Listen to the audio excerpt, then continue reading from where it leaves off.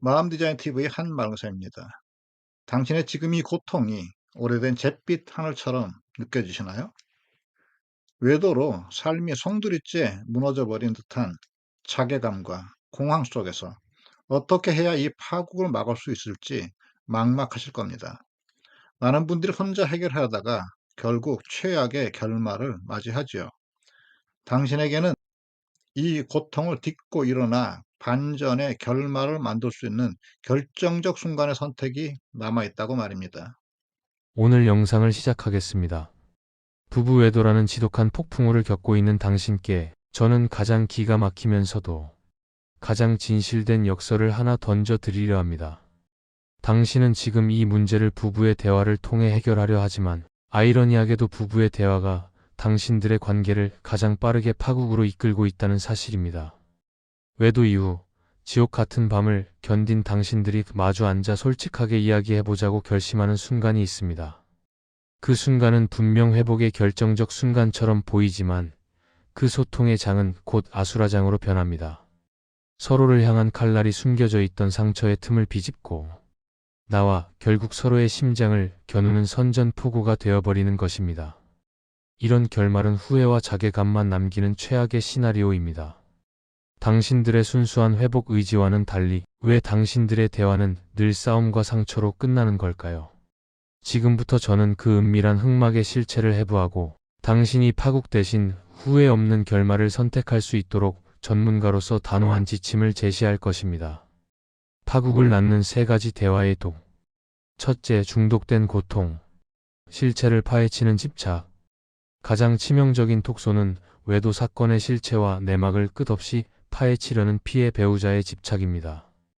피해 배우자는 모든 증거와 은밀한 시나리오를 알아야만 이 고통에서 벗어날 수 있다고 믿습니다. 그들이 어디를 갔는지, 무엇을 했는지, 나에게 뭐라고 말했는지를 끊임없이 묻고 파헤칩니다. 그것만 알게 되면 모든 궁금증이 해소되고 화해가 시작될 것 같지만 실제는 그에게 들었던 바로 그 말이 또 다른 불씨가 됩니다. 그가 말을 해도 문제, 그가 말을 안 해도 문제가 됩니다. 하지만 명심하십시오. 당신이 파헤치는 그 소름 끼치는 진실들은 당신을 치유에 이르게 하는 게 아니라 당신의 뇌에 영원히 지워지지 않는 트라우마를 새겨 넣는 경우가 더 많습니다. 외도 배우자가 모든 것을 털어놓는 순간 당신은 해방되는 것이 아니라 영원히 갇히는 감옥을 스스로 설계하는 셈이 됩니다. 당신의 목적은 진실 규명이 아니라 회복이 되어야 합니다. 당신의 자존감을 무너뜨리는 정보는 필요한 진실이 아니라 스스로를 깎아내리는 자괴감의 칼날입니다. 둘째, 정신 승리와 응징 사이의 롤러코스터. 두 번째 톡소는 감정의 기복입니다. 피해 배우자는 한순간 외도 배우자를 용서하고 받아들이는 모드에 들어섰다가 다음 순간에는 그를 세상에서 가장 비열한 존재로 응징하려는 분노에 휩싸입니다. 피해 배우자의 감정은 너무나 예측 불가능하여 외도 가해 배우자에게는 그저 견딜 수 없는 폭풍으로 다가옵니다. 이런 현상은 피해 배우자가 자기를 돌보지 못해서 그런 것이 아닙니다. 어쩌면 당분간 피해 배우자는 이런 말과 행동을 멈추지 않을 겁니다. 그리고 그게 당연한 것입니다. 외도 배우자는 자신의 잘못을 인정하면서도 예측 불가능한 당신의 분노 앞에서 자신의 존재가 완전히 부정당한다고 느낍니다. 결국 그는 대화에서 진심 어린 사과 대신 도망과 방어, 합리화를 선택하게 됩니다. 대화의 목적은 화해가 아니라 에고의 생존이 되어버립니다. 셋째, 가해 배우자의 속마음이라는 폭탄. 가장 위험한 것은 가해 배우자의 속마음이 대화의 소재가 되는 순간입니다. 그는 자신의 죄책감에서 벗어나기 위해 나는 외로웠다. 너는 나에게 소홀했다는 식의 말로 자신의 행위를 합리화하려 합니다. 그는 당신에게 자신의 마음을 이해해 달라고 요구합니다. 이 순간 피해 배우자는 기가 막힐 따름입니다. 그리고 내가 정말 잘못했나? 라는 트라우마에 갇히며 공황 상태에 빠지거나 무너진 자존감 속에서 이것이 나의 업보라는 자괴감에 짓눌리게 됩니다. 명심하십시오. 외도 가해 배우자의 방어와 자기 합리화는 곧 당신의 고통을 깎아내리는 2차 가해입니다. 지혜로운 결말을 위한 단호한 지침. 당신은 지금 홀로 당신의 인생에서 가장 고독하고 가장 중요한 선택을 해야 할 때입니다. 지금부터 제가 제시하는 단호한 지침은 당신이 어떤 결말을 선택하든 후회 없는 삶을 살기 위한 유일한 길을 찾아가는데 도움이 될 것입니다. 지침 1. 대화를 멈추고 분리의 시간을 가지십시오.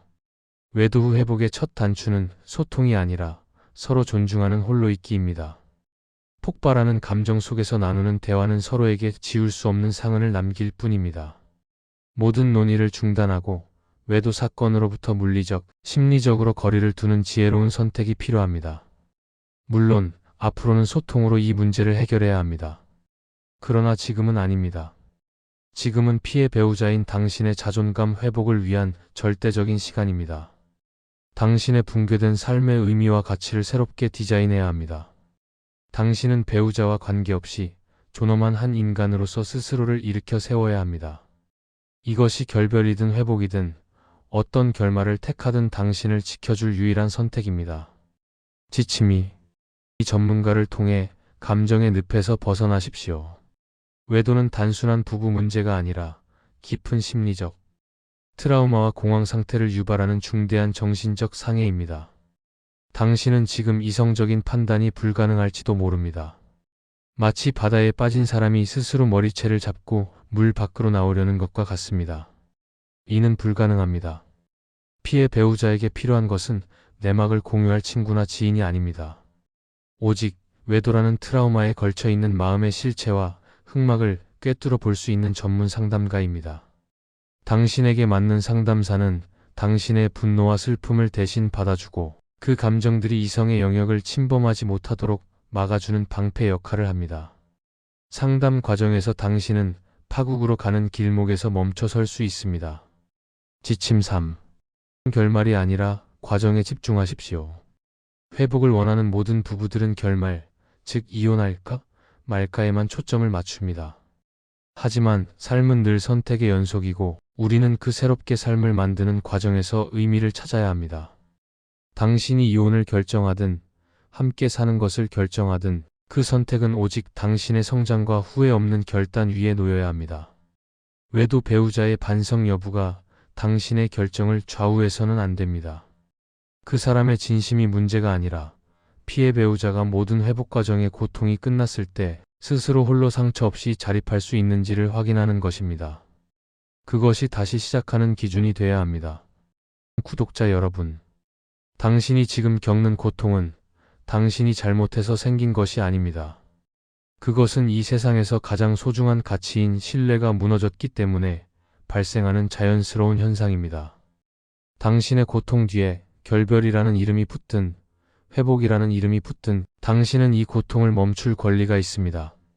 지금 당신은 이혼이라는 카드를 만지작거리거나 냉담한 동거라는 그림자를 끌어안고 망설이고 있거나 아니면 이 딜레마를 자신의 부부를 성숙하게 하는 재료로 삼을 수도 있겠지요.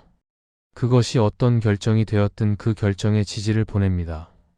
부부가 새로운 제3의 성숙한 부부의 길을 가기로 결정했다면 전문가와 함께 이야기를 나누십시오.